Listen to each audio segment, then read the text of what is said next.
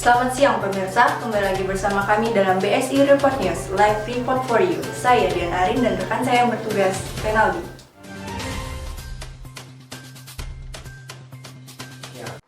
Baik, berita utama kali ini, Gubernur DKI Jakarta Anies Baswedan telah memperpanjang PSBB atau pembatasan berskala besar menjadi masa transisi.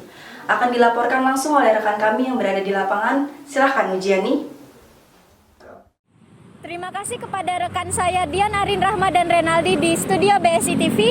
Saat ini saya sudah berada di sekitar area One Bell Park, di mana di sini banyak driver ojek online yang menunggu penumpang atau menunggu orderan. Dan pemirsa, Gubernur DKI Jakarta Anies Baswedan secara resmi memperpanjang masa pembatasan sosial berskala besar menjadi masa transisi pada bulan Juni 2020. Dan pemirsa, masa perpanjangan di Jakarta ini disebut terasa bagi perekonomian nasional. Badai PHK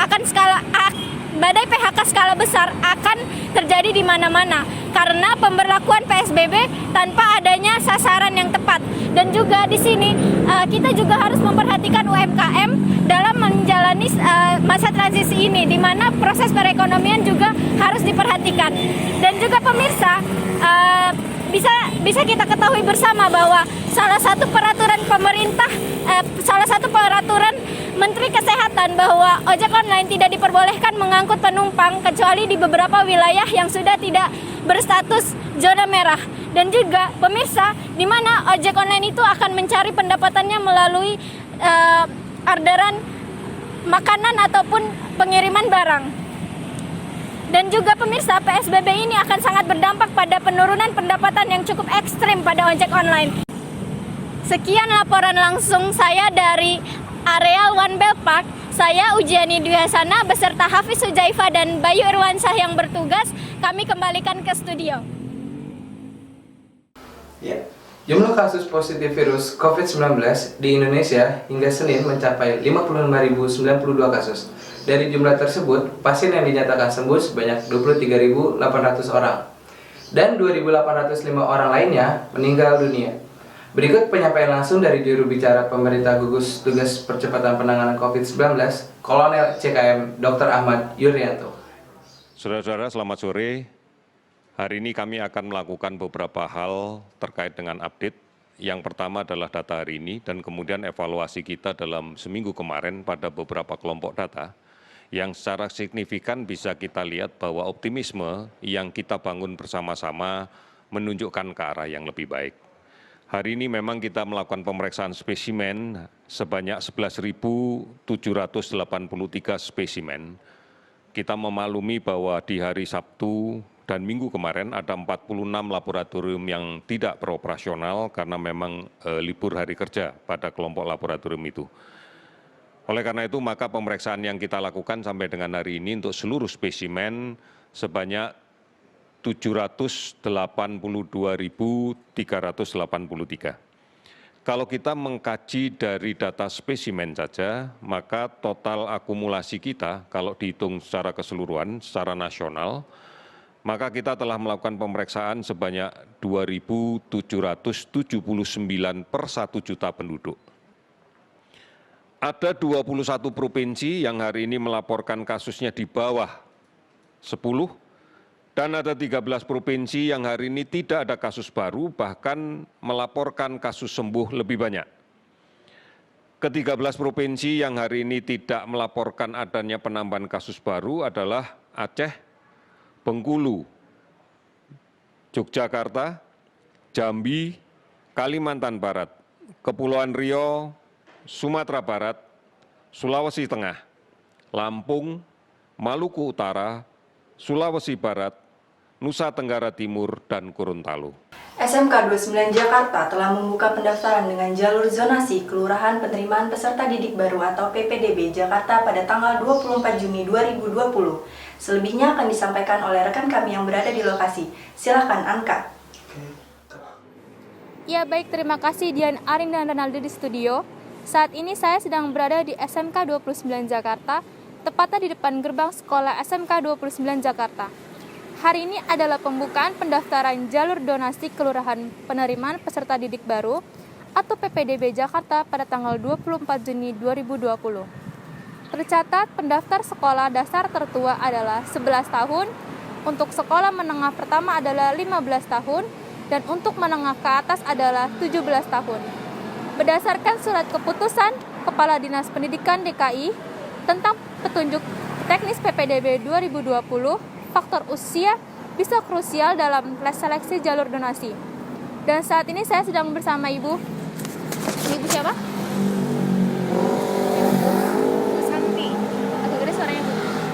Santi. Baik Ibu, apa tanggapan Ibu tentang PPDB yang memandang umur peserta didik baru? Ya, kalau itu sih sangat menghambat sekali ya, jujur. Karena kan umur-umur yang segitu memang normal. Mengapa pemerintah harus merubah peraturan PPDB? Kasian sih Mbak, seharusnya sih nggak dirubah ya. Seharusnya sih normal-normal aja. Siapa yang keterima sekolah di SMK 29 ini, Bu? Alhamdulillah anak saya. Kapan anak Ibu sudah mengetahui diterima di SMK 29? Kemarin siang. Kebetulan juga anak saya pakai jalur KJP. Di mana saja Ibu sudah mendaftarkan anak Ibu? Waktu itu di SMA 60, SMK 8, sama terakhir tuh di sini SMK 29 ini. Dan alhamdulillah keterima di SMK 29 ini. Bagaimana perasaan Ibu melihat anak-anak yang tidak diterima di sekolah negeri? Ya kasihan lah Mbak. Itu jadi memutuskan harapan mereka dan orang tua mereka. Baik Ibu, terima kasih atas informasinya. Saya Anka Nur Haliza melaporkan.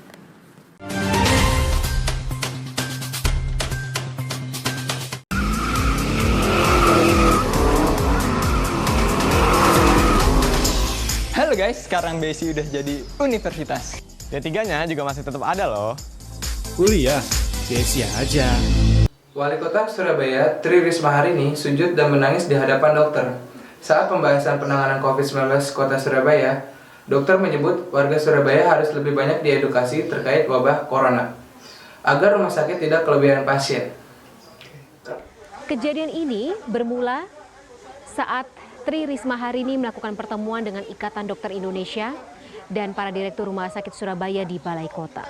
Saat itu Risma sedang berdiskusi dengan seorang dokter senior spesialis paru. Dokter menyampaikan bahwa di hilir masih perlu ditingkatkan edukasi agar rumah sakit tidak kelebihan pasien COVID-19. Dokter juga menyebut bahwa ia masih melihat banyak warga Surabaya yang tidak patuh dan warung-warung masih penuh. Tidak diduga Risma langsung beranjak dan sujud di hadapan dokter tersebut sembari meminta maaf. Bukan hanya bersujud, Risma juga sempat menangis kepada para pejuang melawan COVID-19 tersebut.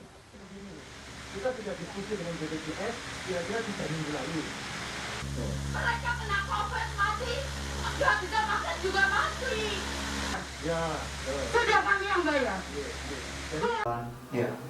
Penampilan Raja Dangdut Rhoma Irama dalam hajatan warga di Kecamatan Pamijahan, Kabupaten Bogor, Jawa Barat pada Minggu sore lalu berbuntut panjang. Tim gugus tugas penanganan COVID-19 Kabupaten Bogor pada Senin pagi berencana menggelar rapid test massal terhadap warga setempat, sekaligus memanggil penyelenggara acara.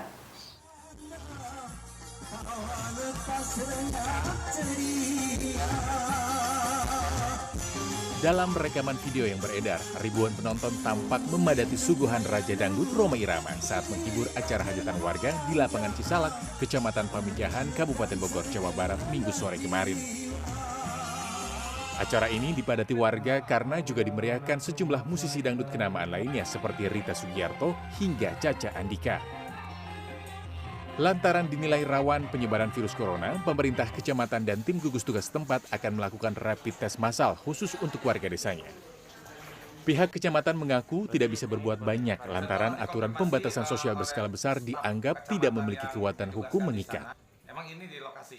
Itulah rendahnya kedisiplinan, masih ada yang rendah lah disiplinnya masyarakat kita, melanggar janji dan etika yang sudah tidak dipenuhi.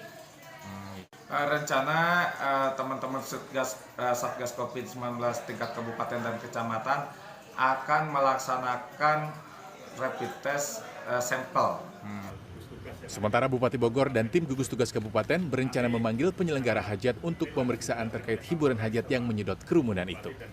Kita lihat dulu bedah kasusnya dengan Pak Kapolres, nanti bisa ditanya ke Pak Kapolres dan Pak Kandim. Jadi siapa yang memang punya bertanggung jawab terhadap itu. Tapi ada kemungkinan di proses hukum, Bu?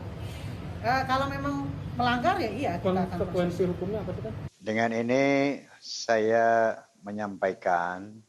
Sebelumnya melalui akun pribadi Facebooknya, Rhoma Irama sempat mengumumkan pembatalan konser di hajatan warga Pemijahan lantaran menuai larangan keras dari Pemkab pada pekan lalu. Namun, jika terbukti melanggar, pemerintah daerah Kabupaten Bogor mengancam akan memproses hukum penggelar hajatan lantaran melanggar Perbub nomor 25 tahun 2020 terkait aturan pembatasan sosial berskala besar proporsional. Muhammad Juanda, Bogor, Jawa Barat. Mengharapkan hadirnya Soneta Group pada tanggal 28 Juni. Car Free Day atau biasa disebut CFD saat ini sudah memulai dibuka kembali. Namun hanya beberapa titik di wilayah DKI Jakarta. Yang akan disampaikan langsung rekan kami, silakan Intan. Selamat pagi pemirsa, mulai hari ini Car Free Day atau hari bebas berkendara disebar di 32 titik lokasi yang berada di DKI Jakarta. Sekarang saya sedang berada di salah satu titik Car Free Day yang berlokasi di Jalan Raya Cipete, Jakarta Selatan, yang dibuka kurang lebih selama 3 jam, yaitu dari pukul 6 hingga 9 pagi waktu Indonesia Barat. Di lokasi ini juga terdapat beberapa petugas Dinas Perhubungan DKI Jakarta dan Satpol PP yang berjaga. Mereka menghimbau warga agar tetap mematuhi protokol kesehatan, seperti tetap menggunakan masker ataupun face shield. Car Free Day ini disambut antusias oleh sejumlah warga karena dekat dengan lokasi rumah mereka dan dapat berolahraga bersama sanak keluarga serta kerabat mereka. Demikian berita yang dapat kami laporkan. Saya, Intan Permatasari, beserta tim lapangan yang bertugas, kami kembalikan ke Dian Arin dan Renaldi di studio.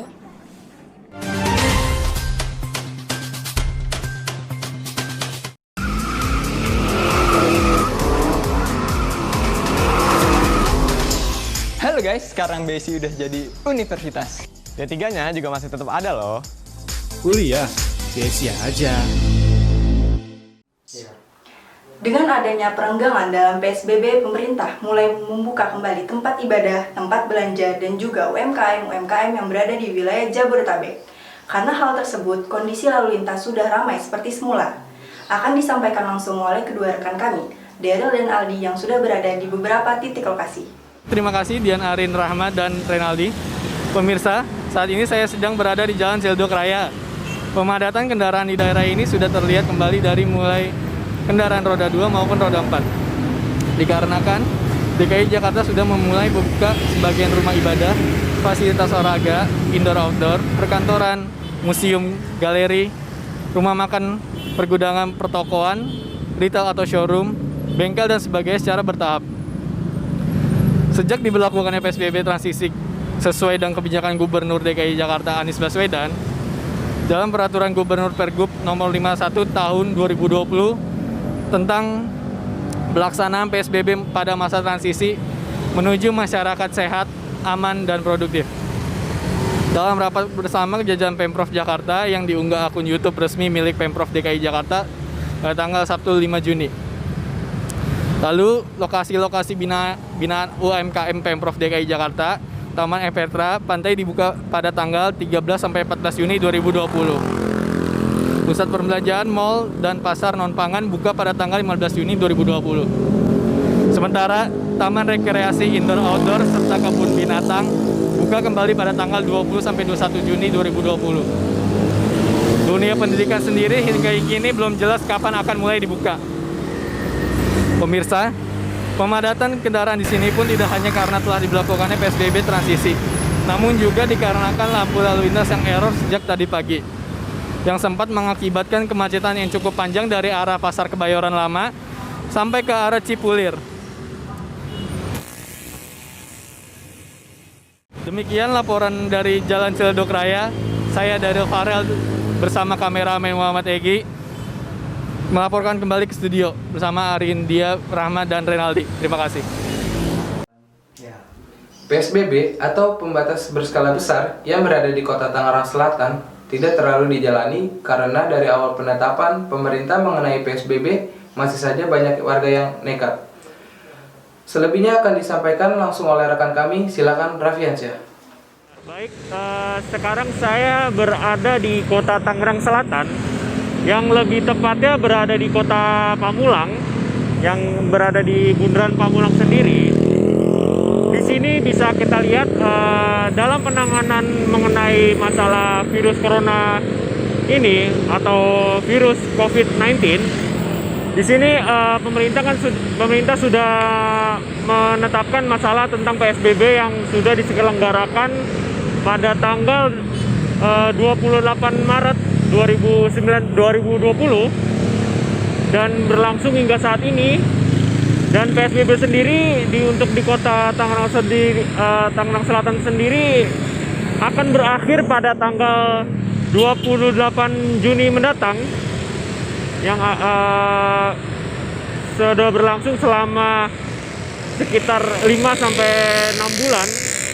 Namun bisa kita lihat sendiri bahwa masyarakat di Kota Tangerang Selatan sendiri tidak terlalu menanggapi soal mengenai tanggapan pemerintah yang menegaskan untuk PSBB sendiri, yang diharuskan seharusnya para warga atau masyarakat melakukan aktivitas dari aktivitas sekolah, pekerjaan dan aktivitas lainnya itu selalu harus di rumah.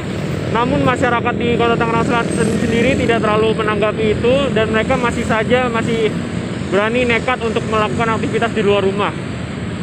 Bahkan bukan hanya aktivitas yang penting, bahkan aktivitas yang hanya bermain ataupun anak-anak muda yang sedang kumpul-kumpul, mereka pun tidak menanggapi arahan dari pemerintah sendiri gitu. Dan di sini pun sudah seringkali ada banyak razia, namun tidak membuat masyarakat Tangerang Selatan ini menjadi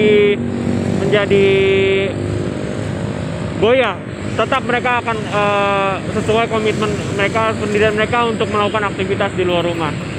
Dan hingga saat ini yang nantinya padahal PSBB akan berakhir 3 hari lagi, namun kita bisa lihat keramaian yang ada di sini sudah melonjak dan seperti pada umumnya sudah menghadapi era new normal dan mereka pun semakin banyak yang beraktivitas di luar.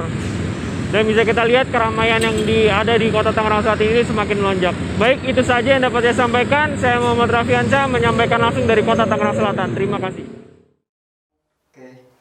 Putri sulung John K. Melandeva mengunjungi ayahnya yang tengah ditahan di rutan Polda Metro Jaya 26 Juni 2020. Ia berkunjung didampingi oleh tim kuasa hukum. Saat berkunjung, Melan menyampaikan permintaan maafnya kepada pemerintah dan seluruh rakyat Indonesia atas kegaduhan yang diduga dilakukan oleh ayahnya. Selamat malam. Pertama-tama saya ucapkan terima kasih untuk kakak-kakak media di sini. Saya pertama-tama mau ngucapin atas nama keluarga, saya dari putri dari Pak John Refra mau mengucapkan permohonan maaf kepada pemerintah dan juga warga negara Indonesia yang dimana telah dianggap papa saya membuat kegaduhan mengenai berita yang ada di belakangan ini yang menyebutkan papa saya sama Opanus cukup mengagetkan ya bagi saya. Dan juga untuk kesempatan ini saya mau mengutarakan saya sebagai anak sangat sedih di mana saat saya jemput papa saya dari Nusa Kambangan itu saya mempunyai harapan yang sangat besar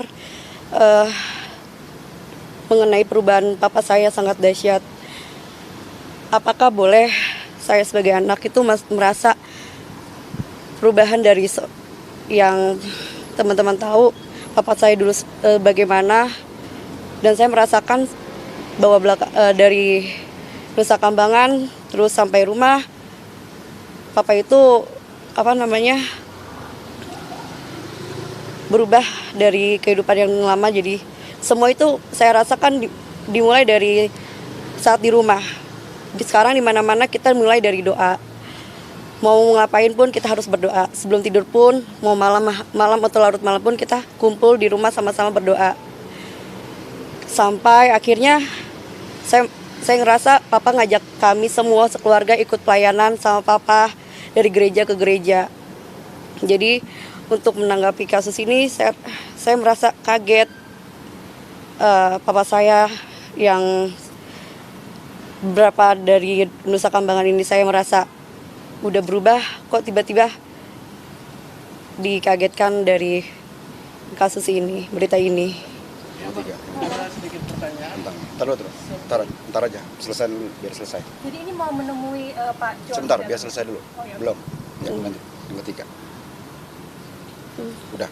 Oh ya udah, silakan. Jadi ini mau menemui ayah di dalam Bapak? Oh iya, saya mau ketemu papa. Ini pertama kali atau Bapak? Apanya pertama kali? Datang ke sini untuk menemui Pak. Oh sudah. Enggak, sebelumnya sudah. Karena emang ada beberapa keperluan, jadi saya kesini. Gitu, untuk membawa selimut dan lain-lainnya buat papa.